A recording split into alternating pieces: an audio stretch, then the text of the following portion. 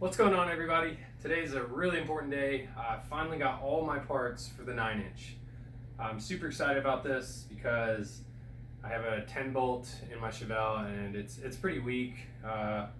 It's falling apart. I feel like every time I drive it, it's shaking the whole car apart. So I'm pretty excited about getting this. I ordered this from Quick Performance. Those of you who don't know anything about them, I didn't really know much about them, but I did know that other 9-inch little swap kits were like $6,000, and this thing was like half that, and it includes everything, and disc brakes, parking brake, so everything. I'm pretty happy about this actually. I optioned this out as much as I could, and I gotta say the welds look really nice. There's a back brace on it. Beam will allow me to rotate. I should go this way so you all can see it. There's a little back brace on there. I'll show you all later. Pretty pumped about this. Also, welcome to my apartment. Those of you all don't know, I live in an apartment. I really don't have much place to work. I daily drive my car. I live in an apartment. Pretty much the most bare bones you could be as a car guy, but I make it work. And here I am with my little helper. My other cat's over there. She's interested, but not as much as this little guy. So this is where I work on my car essentially, or this is where I'm going to be working on this the whole time. So let's see how it goes. Hopefully you all can learn something as I'm learning on this. I've never actually touched a 9-inch before this, so hopefully it'll go well. Hopefully you guys can point out some things as I make multiple parts of this video. If anything I might be doing wrong, just let me know, because honestly I'm new to this. So at least the 9 inches. So let's see how it goes.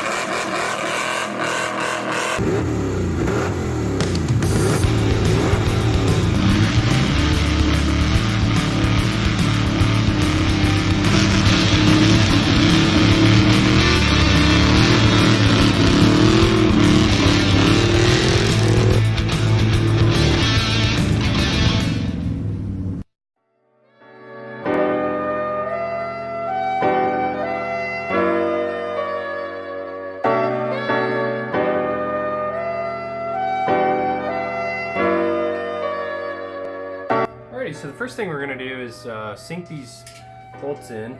They look like this, where you kind of like studs. I mean, yeah, that's what they are. They're studs, kind of like wheel studs. You put your wheel on, so works in the same way. You kind of press them in.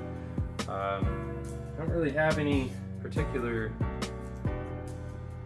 washers or anything, but I do have these little aluminum cylinder blocks, spacers that they gave for the disc brakes. I'm going to try and see if that works. Hopefully I don't destroy it, and we'll see how that goes.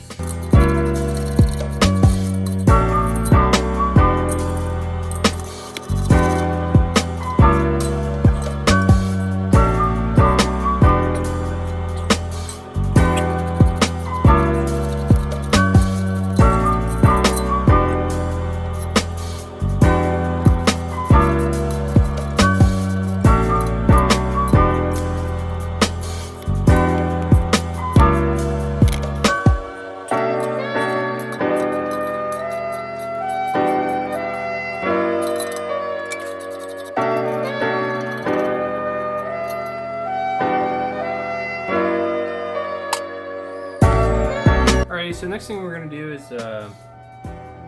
scuff up this beautiful powder coating. That way the silicone here can be able to grab.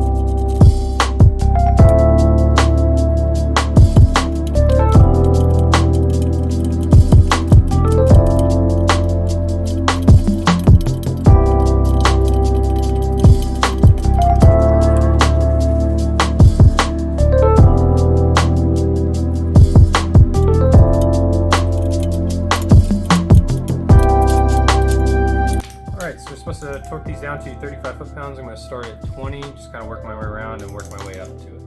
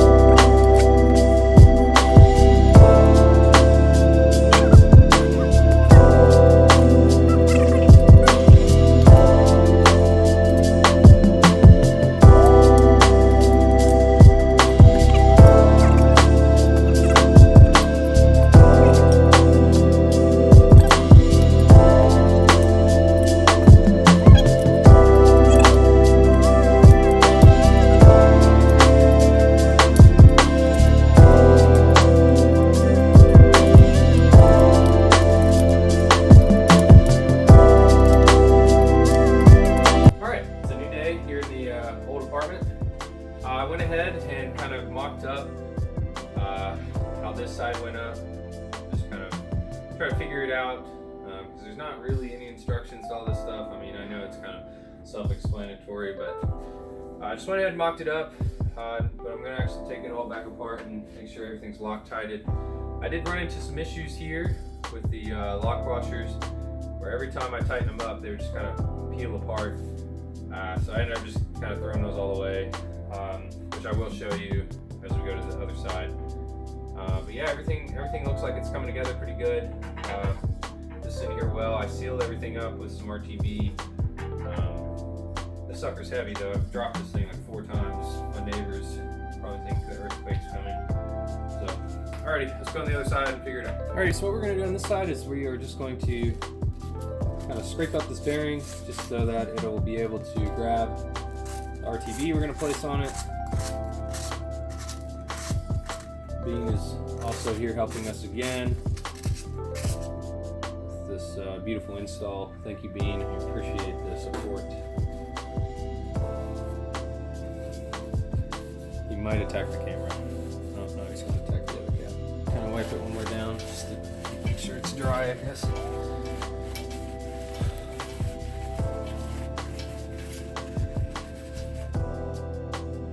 Alrighty, so here we are. We're just going to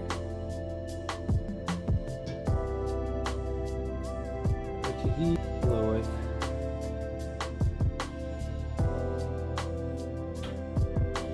Only adding a little bit.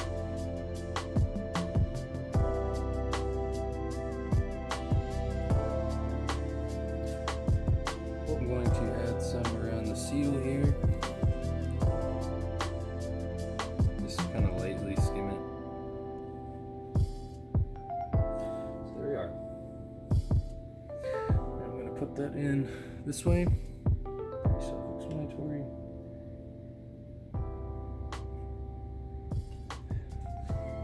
And I'm going to beat it in there with the hammer. This part I did on the other side, it kind of scares me because I don't know how far it's supposed to go in. I've seen other people say until it's seated.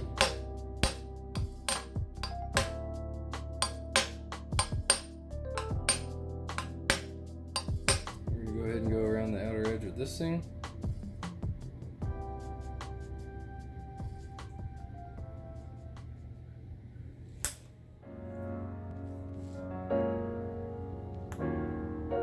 What I'm going to do here is I'm just going to first wipe this down because it's all greasy. And then I'm going to scuff it up with some sandpaper and go over it with some RTV. I don't know if I've scraped this and I've cleaned it up. I'm going to throw some RTV around this one.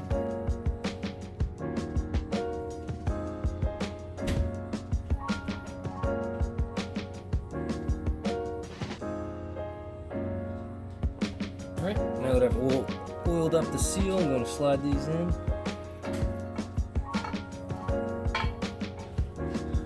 Careful not to drag on the seal too much.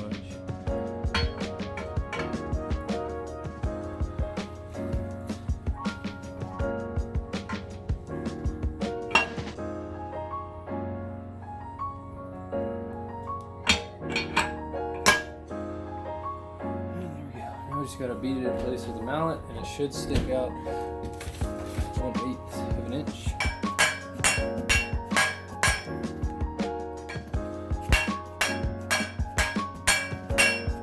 So essentially, I don't know how far that was out of focus. That's really lame. But essentially what I did is I just RTV'd everything, the seal and the bearing. Then I installed the axle, I tapped it in. Once it's tapped in, I put the T-bolts in along with this locking plate, which then I used Loctite to hold these on. I opted for the disc brake package in this thing, so therefore I will be going to disc brakes. And it uses this bracket to hold it on, which I will put on now. I assume this is also 35 foot-pounds, everything else is, so